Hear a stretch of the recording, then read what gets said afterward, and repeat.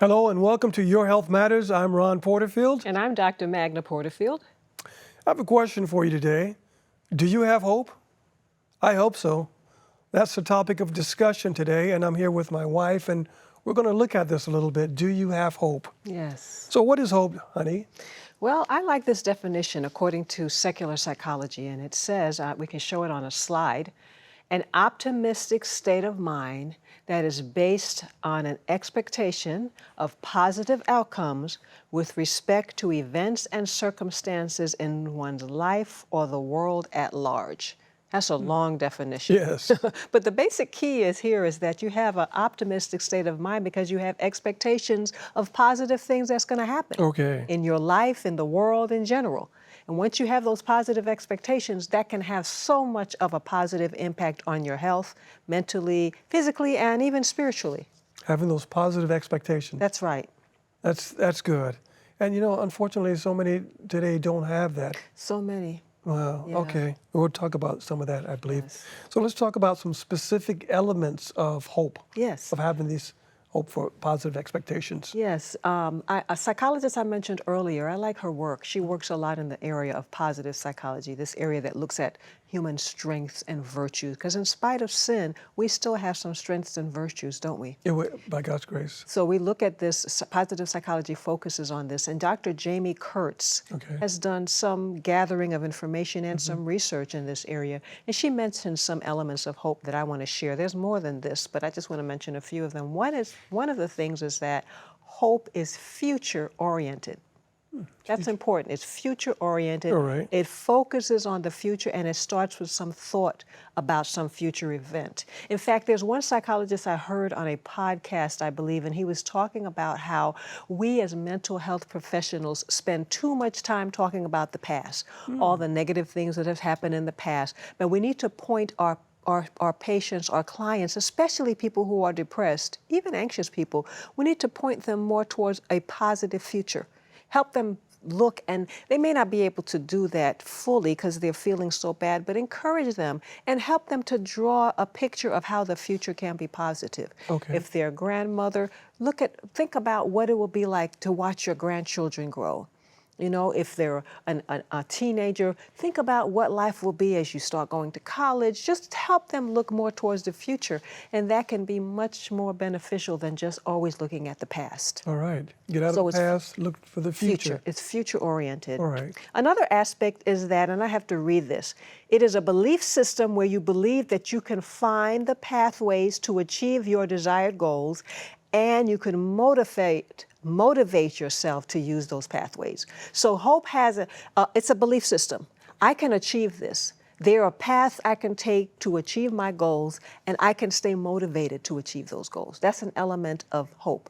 You're not just sitting around, oh, I wish I could do that. It would be so nice if I could do that. Yes. No, you're actually putting forth belief and focusing on that belief that there's something you can do to achieve that positive outcome, and that you can stay motivated to believe that, to achieve that. Okay. That's a good belief. That's an element of hope. Yes. Good belief system. And then finally, hope drives positive emotions. You know, it's the driver in the seat, and positive emotions are the passengers. When we feel hope, we feel more happy. We feel more better about ourselves. And so this is important when we think about what hope can do and what hope involves. These three elements: future-oriented, a belief system that you have a pathway to achieve goals, and that it can drive positive emotions. Well, those are three powerful elements here that you just mentioned. Yeah. Now, I mentioned a moment ago that there, unfortunately, so many today, they don't seem to have a sense of hope. No. And so now, would you say that despair is the opposite of hope? Can you talk about that a little? I would say that. I would say that. And I don't think I alone would say that. I think most mental health professionals, even spiritual professionals would say that. A study was done a few years ago, and it found that despair increases when people hit their 30s and 40s. Such a young age. Despair. Despair 30s and starts 40s. to increase in their 30s and 40s, and that this despair, the researchers say, may be a contributing factor to the growing number of health problems that Americans are facing. So hope can be related to our health. And so sometimes people get to the point of such desperation that they engage in what are known as deaths of despair. Not only suicide, but alcohol, overusing alcohol, drug overdoses, where they're not necessarily consciously thinking of killing themselves, but they're in such despair, they want to drown that pain, and they end up dying because of their despair. And we call these deaths of despair, and that's actually increasing to let us know that more and more people are in despair. It's so sad to think about it. It is very, very sad to think about. The devil is certainly having some, seems to be having some victory in some people's lives. Sad to say, yes. Yes. But, God is having more victory. And Amen. ultimately, we've read the end of the book. The end of the book. And so we know what's going to happen, right? Let's cooperate with the Lord. Yes. So now, I know you have more evidence of how hope can be beneficial to our life, and that's good. That's what we want to talk about. Your life matters. So we want to talk about having hope. Your health matters. Yeah, your health matters. And your life. And your life, right? Your health matters, right? Yeah, there's a lot of studies that's been done, and I just want to share a few of them. It's been found that hopeful people, they adjust better to chronic illness. So if they have things like severe injury or burn injuries or spinal cord injuries, if these people are hopeful, they tend to adjust better to those kind of situations. It's also found that hopeful people engage in more preventative behavior.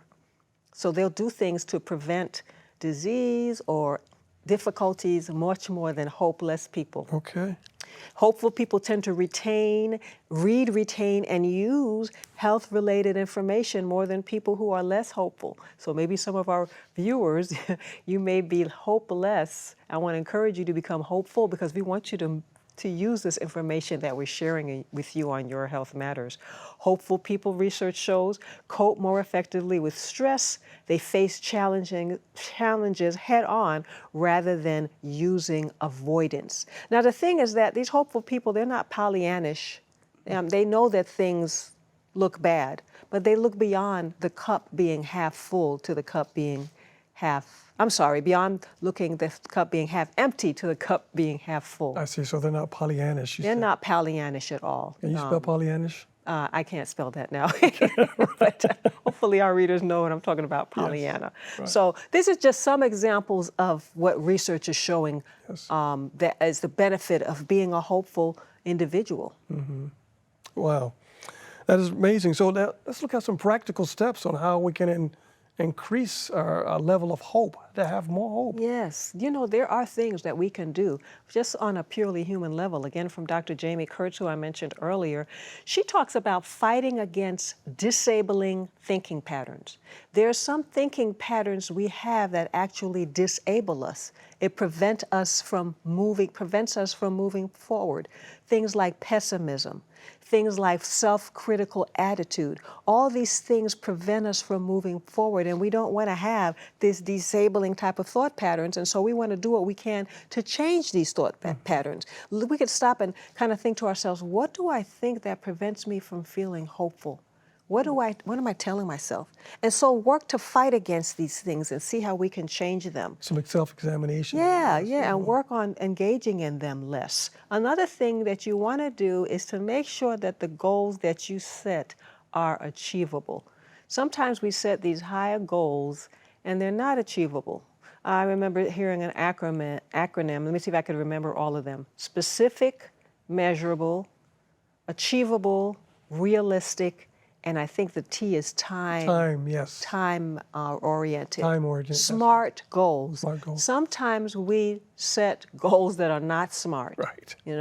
And so we want to make sure that we are specific and that we set goals that we know that we can reach. Not that we want to undercut ourselves, but we want to make sure these goals are reachable, attainable, and if you're working a full-time job, you're not going to expect to achieve a college degree in 4 years. Some people can do that. Yes. But realistically, you want to recognize that it'll take you longer to achieve a college degree, and that's okay. Right. You want to be smart with your goals, or if you want to move to a better place, like you want to leave the city to the country, set some goals that are measurable. Put away some money. Say that twice a month I'm going to look for property. Set realistic goals, and that will help you to be more hopeful, because if you set unrealistic goals, that can be very despairing and very discouraging. Another thing you want to do is develop something known as a growth mindset. Oh, yes. We've talked about that. Yes. Dr. Carol Dweck is a psychologist who's done a lot of research in this area. And she studied children, and she saw the difference between children who went forward to try bigger and better things versus those who kind of held back. And she found that the children who went forward, who were hopeful, they had a mindset of, if I work hard, if I put effort, I can achieve this. Versus a fixed mindset that says, oh, she's talented, that's why she does well. Or I can only do so much because I don't have much gifts in that area. Right. And it's not depending so much about my ability. We want that growth mindset where we recognize that we could put forth effort. I'm not into sports like I used to be, but I can use this example. Yes. Michael Jordan, we know, was a spectacular basketball player. And people think, oh, he was so gifted and talented. No, I've read that Michael Jordan says, I put hours into practicing to become a good basketball player. He may have some kind of gift, but it was mostly due to his effort. And hopeful people will take that type of attitude, that they recognize, if I put forth effort, I can accomplish this. It may not be easy, but it can be doable. It's not something that I can't do. Another thing that hopeful people do is they cope successfully with failure. I think Thomas Edison was the one that says, I didn't fail 1,000 or 10,000 times. I just tried 10,000 or 1,000 times until I came up with the light bulb. So when failure happens, we want to learn how to cope successfully with this. The thing about hope that I want our viewers to realize is that it's actually a skill that can be developed. That's good to know. It is good to know. Yes. It's that you're not just born with being hopeful. You can develop that skill by fighting disabling patterns, by setting realistic goals, by developing a growth mindset, by coping successfully with failures. If you practice these things, you can actually develop more of a hopeful attitude towards life. Yes, You just have to put your mind to it. And I think that more and more now, it is needed to learn how to develop this skill, Yes, talent of yes. having hope. It is more needed. All right. Sorry to cut you off. No, that was it. That's all I was going to share. All right. Well, let's talk about some spiritual aspects of hope then. Oh, you know what? Because we know why we ultimately have hope. That's right. It's because of Jesus. Amen. And Yes. Spiritual or Christians or Bible believers have known about hope long before psychology has, Yes, right? absolutely. We knew that if it wasn't for hope, we wouldn't be able to survive in this world of sin. When Adam and Eve first sinned, disobeyed God, Jesus immediately came to them with that promise because he knew that they were discouraged, downcast, and they needed hope. That promise in Genesis 3:15, Yes. that he would bruise the head of the serpent. I can imagine what hope that gave them. Oh, absolutely. Letting them know that serpent that destroyed their lives will ultimately be destroyed. Yes. So that's the first promise of hope. And then when we look throughout the Bible, we see God just giving hope time and time and time again. He gave hope to the Israelites when they were sometimes defeated by the enemy. He gave hope to Abraham, who was an older man, past childbearing age. And he said, you're going to have a seed that's countless as the stars. He gave many people hope, Abraham, Isaac, Jacob. Hope was just a rampant theme throughout the Bible. And when Jesus came, you read his stories about how he healed people. He often gave them hope. The paralytic, when brought down through the ceiling, he said to them, my son, be of good cheer, thy sins be forgiven thee. Giving him hope. So there's just so many examples of hope in the Bible. It's a central keynote of the Bible, and I'm so glad for that. Oh, so am I. So am I. So let's distinguish for us the difference between hope and faith. They're closely related. In Yes. 1 Corinthians it says, faith, hope, and love. That's right. Greatest of these is love. Faith is completely trusting or having confidence in something. On the other hand, hope is earnestly anticipating that something will come that's good, and you believe that. So faith is, I trust that you're going to do this for me as my husband. I have faith in you. Yes. But I also anticipate what you're going to do, Okay. that something good's going to come of it, and that's hope. So, and Ellen White tells us in a quote, of faith, hope is born. So hope comes out of faith. So that's a distinction between the two. They're related, but a little different. That's powerful. All right. So we have many examples of hope in the Bible, don't we? Yes, and I gave some already. Yes, you did. And this is Gave ultimately where several. we have to look to have hope is in the Bible, right? As we Yes. have faith in God's word and what he has done and is doing for us. And then out of that, as you said, hope comes out of faith. That's is that right? Yes. Amen. Amen. And as Christians, you mentioned as we started to get into the spiritual piece about how hope is so important for Christians.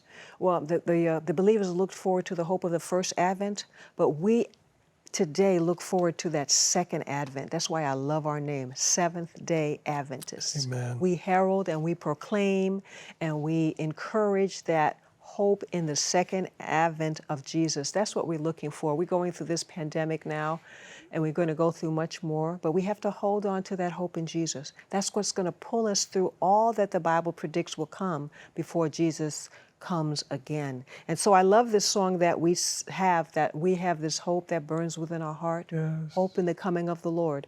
That's such a hopeful song for me when we sing that. And so I think we should be holding on to hope in Jesus as we see that the signs are showing that his coming is so very soon. Amen. As Christians, he is truly our main source of hope, isn't Amen. he? He's our blessed hope. Amen. Well, friend, I hope that you have this sense of hope today that you can get from Jesus, from what he has done and what he is doing for us now. And if not, ask him to help you to develop more of a faith in him and his word, and out of that faith, hope can be born. We thank you for joining us. Don't go away, though. We'll be back in a moment with a natural remedy. Be sure to stay with us.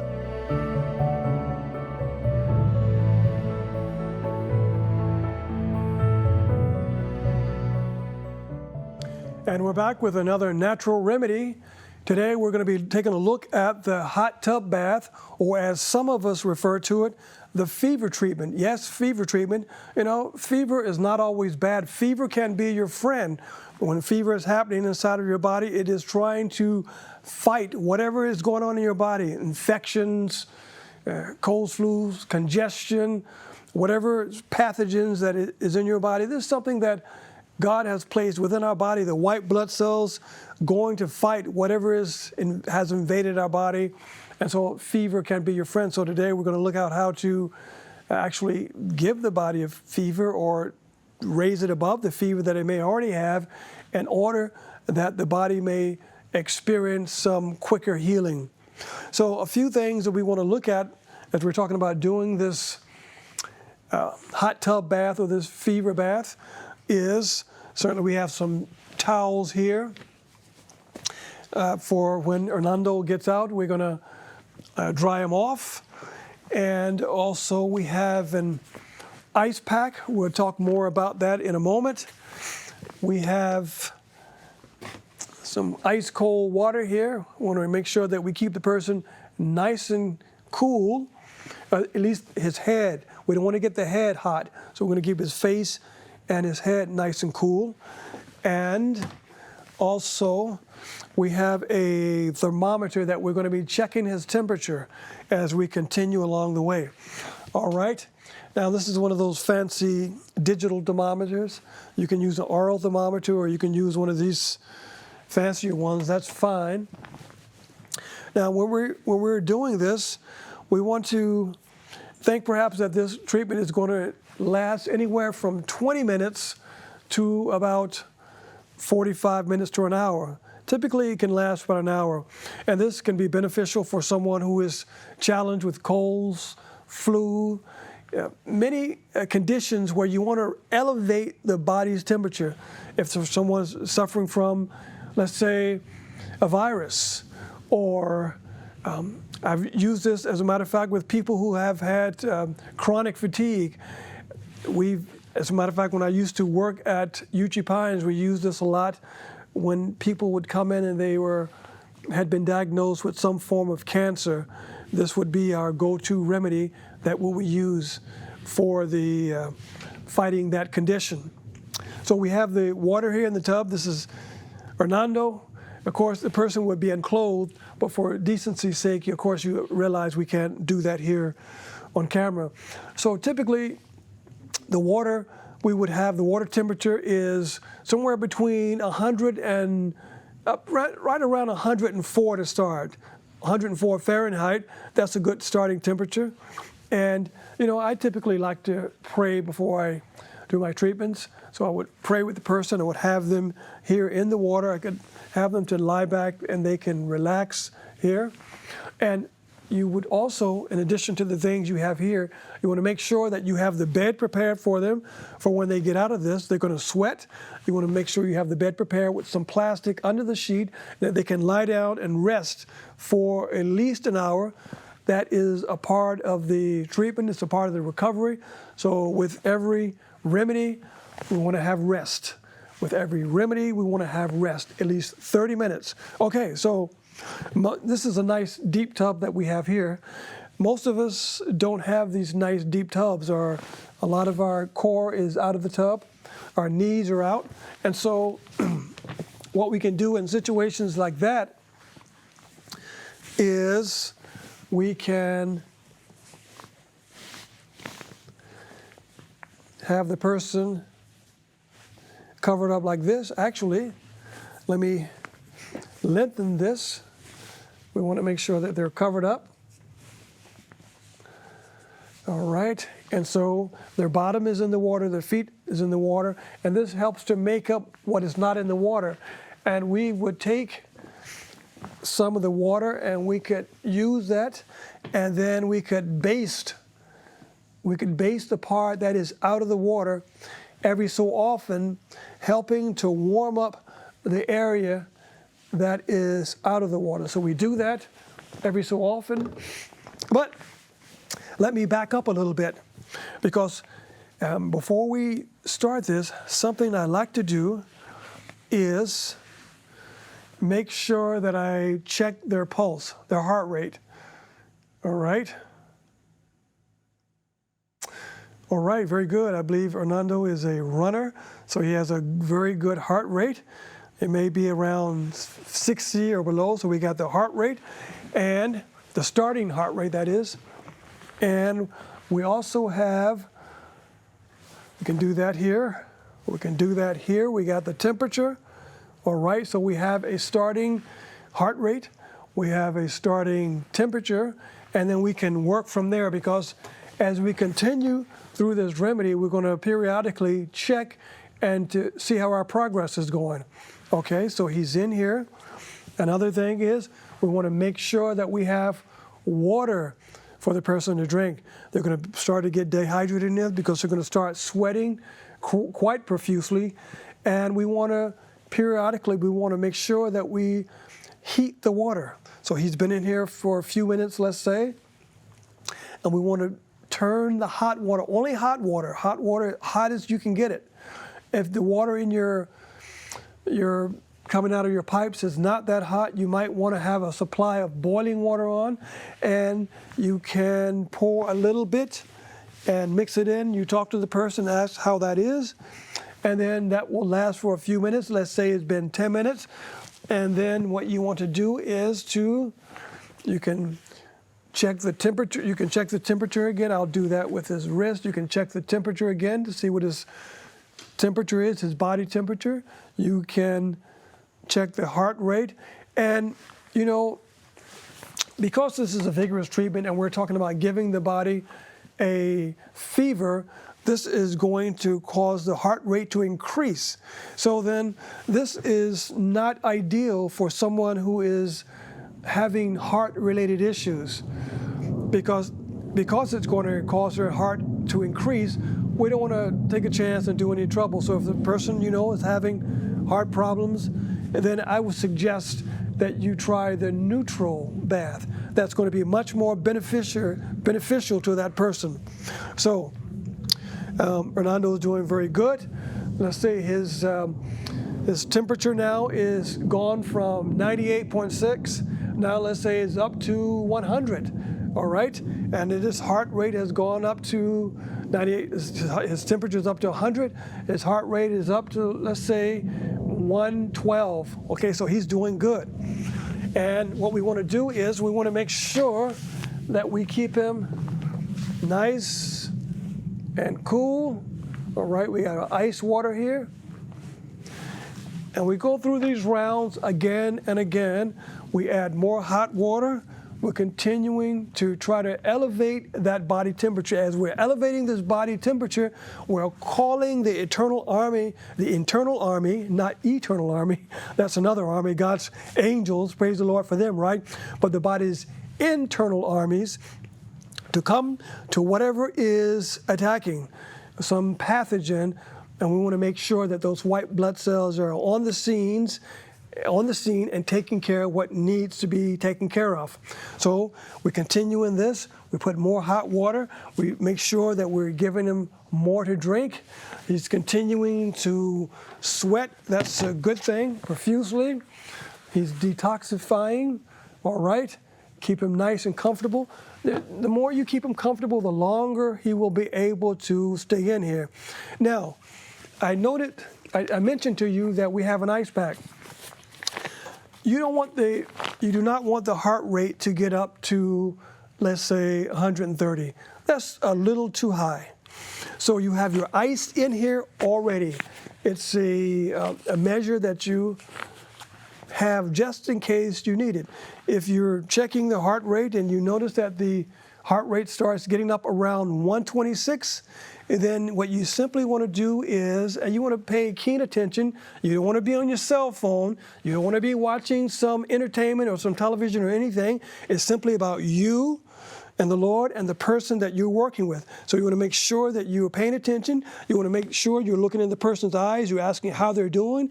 If they say that they're doing fine, but they're looking kind of glazed over, you in your wisdom say, well, no, I don't think the person's doing well right now. And you just say, oh, you're doing well. And you pull the plug and you decide that, well, I think this is good enough for now. All right? So you want to be paying keen attention. So let's say his heart rate is raised up to about 126. That's getting close to 130. And you says, okay, I need to back that off a little bit. So you have your ice pack here full of ice. And you place that right over his heart. All right? Place that right over the heart. You don't raise the water temperature up anymore. You make sure that you give him water to drink. You allow this to be there for a few minutes.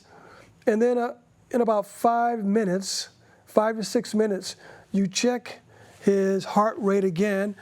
And wonder of wonders, you will notice that the heart rate has dropped because the ice has slowed down the heart rate. So please, don't do the hot tub bath, don't do the fever treatment, same thing, without making sure that you have this with you. And I would strongly suggest that if you've never done one of these, and if you're not very, very proficient at doing these, that you don't try doing these on yourself. Allow someone else to do this on you, and make sure you have all these. Make sure you have the water to keep the person cool. As a matter of fact, some people, they get so hot, they simply lack this to be on their head to keeping them cool all the time. So keep the person cool, keep them hydrated. You can have this here if they need it. And then you want to make sure you get them up out of the tub, dry them off, get them to bed, and this will bring wonderful benefits. Thank you for joining us on Your Health Matters.